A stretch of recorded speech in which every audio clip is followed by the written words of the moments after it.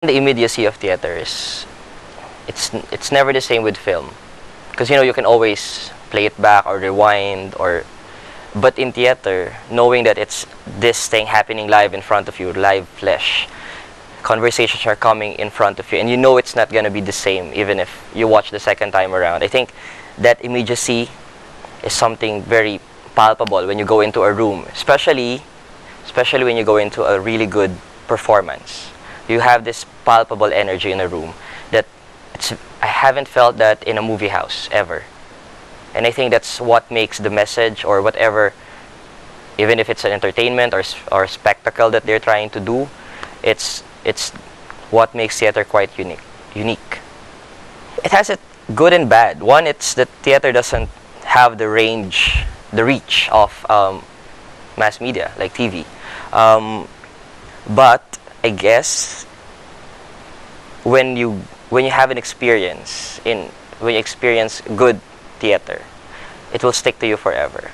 I guess that's why I'm still here, because I did see a production. It changed my view of life, I guess. And again, I haven't seen that in films.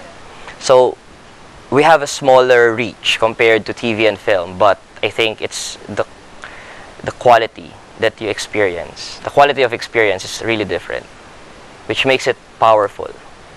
There are no formulas to it. I've seen plays that are so simple with just two actors talking and I'm engaged. I've seen plays with two people talking and I'm not engaged. I've seen spectacular shows with flying and pyrotechnics and I'm engaged. And there are those that I feel sleepy. So the elements, it really has to be something, for me, at least for me, the story has to be engaging and the action has to be real and believable. That's when I start to empathize with the characters. That's when I start to go into the story and appreciate it. Theater is an actor's medium. Film is a director's medium. And so I have to always look for stories, good stories with really good characters in it. When the actions, when the decisions the characters are doing on stage isn't believable, then I see it fake, and why would I believe something that is fake? And so if that your message will be lost, I guess, if I don't believe the situation, if I don't buy the situation you're in and the way you're deciding. If I'm being technical, the sound. There are a lot of actors now that don't know how to project, and if you can't hear them, that's a problem. And they get used. Again, technology, lapels and mics. They become too dependent on these things that they stop projecting, and that's a problem. If we can't hear you, or if they don't pronounce the words properly, if they don't enunciate properly, I guess that's one way communication is hindered. Audience, we need more audiences.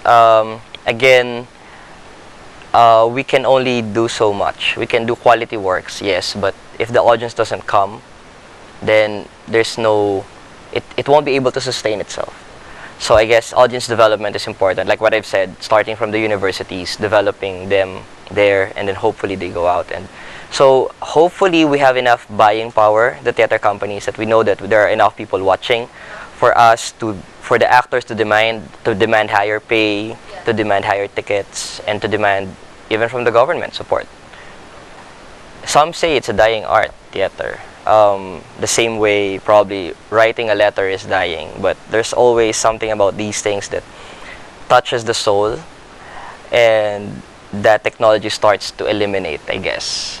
And so being in touch with our humanity, I think, is important. And theater really celebrates humanity in all its triumphs and flaws. And so I guess that's why you have to keep your soul. Go watch a play. It may not be something you know, but just go and watch. Don't just watch plays that had good reviews or bad reviews. You have to decide on your own, I guess. You come in and be critical about it. I think that's important. You be critical about what you see. You don't just accept that it's good because people think it's good. You have to form your own opinion about it. And I think an informed audience is a powerful audience. And if the theater companies starts to see that the audience is an informed one, they will start making better choices and not play them as for fools. I guess that's what most televisions do. You can cut that out if you want. But I think, yeah, be very critical of the things you see and just go out and watch. Whether you're aspiring to be an actor or a director, always be critical of what you see.